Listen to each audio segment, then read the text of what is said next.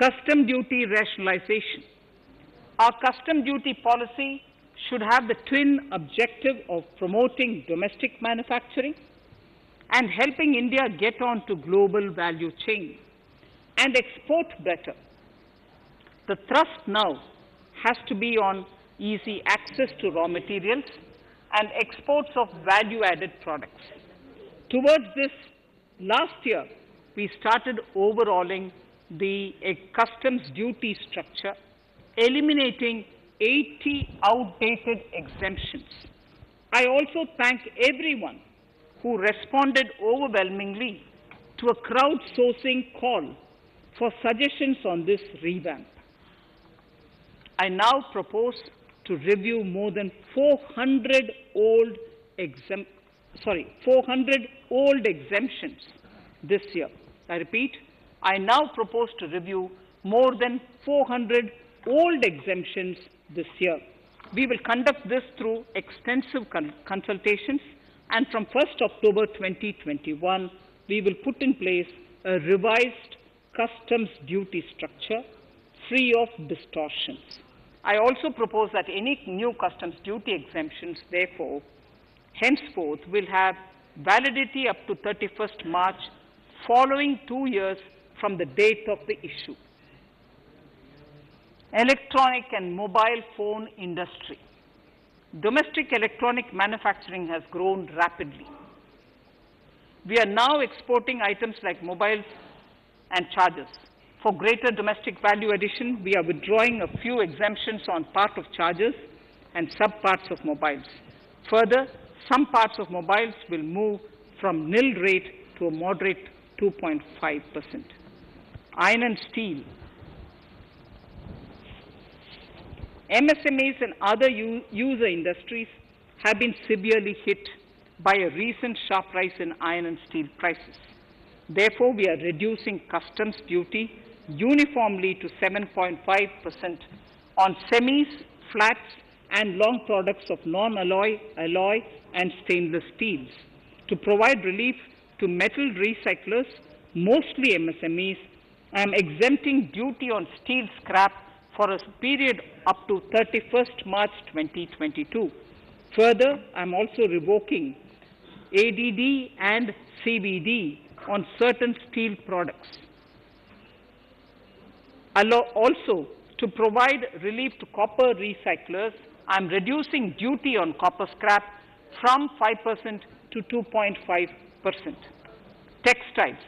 The textile sector generates employment and contributes significantly to the economy. There is a need to rationalize duties on raw material inputs to man-made textiles. We are now bringing nylon chain on par with polyester and other man-made fibers. We are uniformly reducing the BCD rates on caprolactam, nylon chips, nylon fiber, and yarn to 5%. This will help the textile industry, MSMEs, and also overall exports. Chemicals. We have calibrated customs duty rates on chemicals to encourage domestic value addition and to remove inversions. Apart from other items, we are reducing customs duty on naphtha to 2.5% to correct inversion. Gold and silver presently attract a basic customs duty of 12.5%. Since the duty was raised from 10% in July 19, prices of precious metals have risen sharply. To bring it closer to previous levels, we are rationalizing customs duty on gold and silver. Renewable energy. In Part A, we have already acknowledged that solar energy has huge promise for India. To build up domestic capacity, we will notify a phased manufacturing plan for solar cells and solar panels. At present, to encourage domestic production, we are raising duty on solar inverters from 5% to 20% and on solar lanterns from 5% to 15%. Capital equipment and auto parts. There is immense potential in manufacturing heavy capital equipment domestically. We will comprehensively review the rate structure in due course. However, we are revising duty rates on certain items immediately. We propose to withdraw exemptions on tunnel boring machine. It will attract a customs duty of 7.5% and its parts a duty of 2.5%. We are raising customs duty on certain auto parts to 15% to bring them on par with general rate on auto parts. MSME products. We are proposing certain changes to benefit MSMEs. We are increasing duty from 10 to 15% on steel screws and plastic builderwares. On prawn feed, we increase it from 5 to 15%. We are rationalizing exemption on import of duty-free items as an incentive to exporters of garments, leather and handicraft items. Almost all of these items are made domestically by our MSMEs. We are withdrawing exemption on imports of certain kinds of leathers as they are domestically produced in good quantity and quality, mostly by MSMEs. We are also raising customs duty on finished synthetic gemstones to encourage domestic processing. Agriculture products to benefit farmers. We are raising customs duty on cotton from nil to 10%, on raw silk and silk yarn from 10 to 15%. We are also withdrawing end-use-based concession on denatured ethyl alcohol. Currently, rates are being uniformly calibrated to 15% on items like maize, bran, rice bran, oil cake, and animal feed additives. There is an immediate need to improve agricultural infrastructure so that we produce more while also conserving and processing agricultural output efficiently. This will ensure enhanced remuneration for our farmers. To earmark resources for this purpose, I propose an agricultural infrastructure and development cess on a small number of items. However, while applying this cess, we have taken care not to put additional burden on consumers on most items. Rationalization of procedures and easing of compliance. For a judicious application, we propose certain changes in the provisioning related to ADD, anti-dumping duty, and CVD, countervailing duty levies. To complete customs investigation, we are prescribing definite timelines. In 2020, we rolled out the Turant Customs Initiative, which brought in faceless, paperless, and contactless customs measures. With effect from September 2020, we have implemented a new procedure for administration of rules of origin. This has helped in putting a check on misuse of FTAs. The specific details of direct and indirect tax changes proposed are listed in the annexure to my speech. Honorable Speaker, sir, with these words, I commend the budget to this august House. Thank you.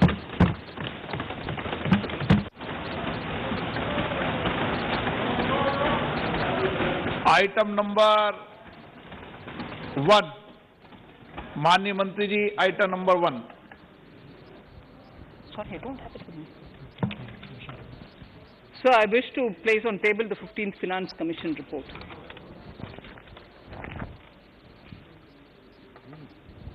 Item number 3, माननीय मंत्री जी. Sir, I wish to lay on the table the following statements under Section 3(1) of the Fiscal Responsibility and Budget Management Act 2003, the medium-term fiscal policy fiscal policy strategy statement and macroeconomic framework statement.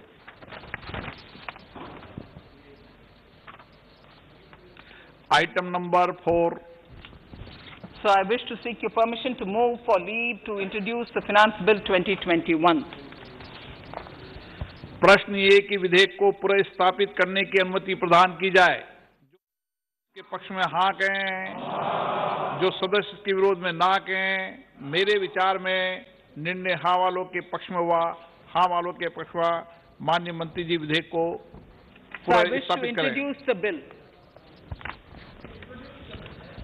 Shri Prahlad Joshi ji. With your permission, I rise to present the 18th report of Business Advisory Committee. माननीय सदस्यगण, माननीय वित्त मंत्री जी के budget भाषण की प्रतियां प्रकाशक फलक पर उपलब्ध है। सदस्य अपनी प्रति प्रकाशन फलक से प्राप्त कर सकते हैं। माननीय सदस्यगण, जैसा कि आपको समाचार 2 के माध्यम से पहले ही सूचित किया जा चुका है कि बजट की प्रतियां आपको मेंबर्स पोर्टल के माध्यम से उपलब्ध कराई जा रही है। सभा की कार्रवाई मंगलवार दिनांक 2 फरवरी 2021 को दोपहर 4 बजे तक के लिए स्थगित की जाती है।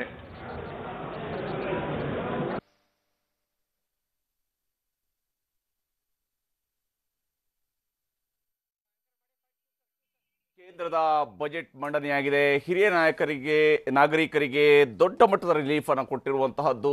75 ವರ್ಷ ಮೇಲ್ಪಟ್ಟವರಿಗೆ ಠೇವಣಿ ಮೇಲಿನ ಬಡ್ಡಿಯ ವಿಚಾರದಲ್ಲೂ ಕೂಡ ಆದಾಯ ತೆರಿಗೆಯಲ್ಲಿ ಯಾವುದೇ ಬದಲಾವಣೆ ಇಲ್ಲ ಅನ್ನುವಂತಹ ಒಂದು ಅಂಶವನ್ನ ಇದರಲ್ಲಿ ನಾವು ಗಮನಿಸಬೇಕಾಗಿರುವಂಥದ್ದು. ಹಾಗಾಗಿ ಯಾಕಂದ್ರೆ ವಿನಾಯಿತಿ ಈ ಬಾರಿ ಸಿಗಲ್ಲ ಅನ್ನುವಂತಹದ್ದು ಕೂಡ ನಿರೀಕ್ಷೆ ಇತ್ತು. ಆದರೆ ಈಗ ಅದೇ ರೀತಿಯಾಗಿ ಆಗಿದೆ. ಆದಾಯ ತೆರಿಗೆಯಲ್ಲಿ ಯಾವುದೇ ರೀತಿಯಾದಂತಹ ಬದಲಾವಣೆ ಇಲ್ಲ. ಬಹಳಷ್ಟು ವಿಚಾರಗಳನ್ನ ಇವತ್ತಿನ ಬಜೆಟ್ನ ಸಂದರ್ಭದಲ್ಲಿ ಸುಧಾರಣೆಯ ಮಾತುಗಳನ್ನ ಮತ್ತು ಸುಧಾರಣೆಗೆ ಪೂರಕವಾದಂತಹ ಕಾಯ್ದೆಯ ತಿದ್ದುಪಡಿಗಳನ್ನು ಕೂಡ ತರಲಾಗಿದೆ. ವಿಶೇಷವಾಗಿ ತೆರಿಗೆಗೆ ಸಂಬಂಧಪಟ್ಟಂತೆ ಇರುವಂತಹ ಎಲ್ಲ ವಿಚಾರವನ್ನು ಕೂಡ ಪಾರದರ್ಶಕವಾಗಿ ಮಾಡುವಂತಹ ನಿಟ್ಟಿನಲ್ಲೂ ಕೂಡ ಬಹಳ ಮುಖ್ಯವಾಗಿ ಹೇಗೆ ಇವತ್ತು ಪೇಪರ್ಲೆಸ್ ಬಜೆಟ್ ಇದ್ದಿಲ್ಲ, ಹಾಗೀಗ ಎಲ್ಲವೂ ಕೂಡ ಮುಖತಃ ಭೇಟಿಯಾಗಿ ವಿಚಾರಣೆಗೊಳಗಾಗುವಂತಹ ಯಾವುದೇ ಅವಕಾಶಗಳು ಕೂಡ ಇಲ್ಲದ ರೀತಿಯಾಗಿ ಅದನ್ನು ತಡೆಯುವಂಥದ್ದು. ಒಂದು ವೇಳೆ ನಿಜಕ್ಕೂ ಕೂಡ ಭೇಟಿ ಆಗಬೇಕಾದಂಥದ್ದು ಇತ್ತು ಅಂದ್ರೂ ಕೂಡ ಅದನ್ನು ಕೂಡ ವರ್ಚುವಲ್ ಆಗಿ ಮಾತ್ರನೇ ಮಾಡೋದು, ವಿಡಿಯೋ ಕಾನ್ಫರೆನ್ಸ್ ಮೂಲಕವಾಗಿ ಮಾತ್ರನೇ ನೀವು ಅಧಿಕಾರಿಯನ್ನು ಸಂಪರ್ಕಿಸುವಂತಹ ಒಂದು ವ್ಯವಸ್ಥೆ. ಅಂದ್ರೆ ಇವೆಲ್ಲವೂ ಕೂಡ ಬಹಳ ಮುಖ್ಯವಾದಂತಹ ಒಂದಷ್ಟು ಸುಧಾರಣಾ ಕ್ರಮಗಳಾಗಿ ನಮಗೆ ಕಂಡು ಬರ್ತಾ ಇರುವಂತದ್ದು. ರೈತರನ್ನ ಖುಷಿ ಪಡಿಸುವಂತಹ ನಿಟ್ಟಿನಲ್ಲಿ ಒಂದಷ್ಟು ಲೆಕ್ಕವನ್ನು ಕೂಡ ಕೊಟ್ಟಿದ್ದಾರೆ. ನಾವೇನು ಮಾಡಿದ್ದೀವಿ ಅನ್ನುವಂತಹ ವಿಚಾರವನ್ನ ಮುಂದಿಟ್ಟಿದ್ದಾರೆ. ಬಹುಶಃ ಅದನ್ನ ನೋಡಿದಂತಹ ಸಂದರ್ಭದಲ್ಲಿ 2013 ಮತ್ತು 2020 ಅವಧಿಯವರೆಗೆ ಸವೆದು ಹೋಗಿರುವಂತಹ 7 ವರ್ಷಗಳನ್ನು ಕೂಡ ನಾವು ಅಂದಾಜಿನಲ್ಲಿ ಇಟ್ಟುಕೊಳ್ಬೇಕಾಗತ್ತೆ. ಆ ಅಂದಾಜಿನಲ್ಲಿ ಆಗಿರುವಂತಹ ದರ ಏರಿಕೆ ಇವೆಲ್ಲವೂ ಕೂಡ ಗೊತ್ತಾಗಬೇಕಾಗಿರುವಂತಹದ್ದು.